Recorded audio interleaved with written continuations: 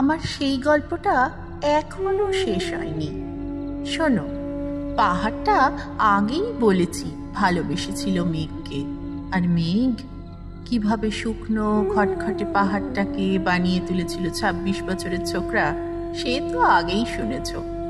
সেদিন ছিল পাহাড়টার জন্মদিন।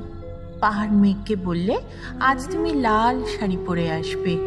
মেঘ পাহাড়কে বললে, আজ তোমাকে স্নান করিয়ে দেব চন্দন জলে। ভালোবাসলে নারীরা হয়ে যায় নরম নদী, পুরুষের জ্বলন্ত কাঠ। সেইভাবেই মেঘ ছিল পাহাড়ের আলিঙ্গনের আগুনে, আর পাহাড় ছিল মেঘের ঢেউ জলে।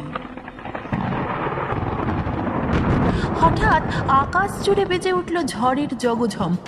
ঝাঁকড়া চুল উড়িয়ে ছিনতাইয়ের ভঙ্গিতে ছুটে এলো এক ঝাঁক হাওয়া।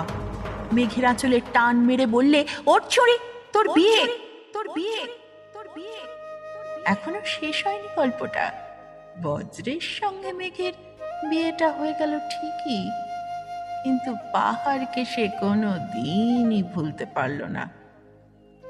বিশ্বাস না হয় তো ছিঁড়ে দেখতে পারো।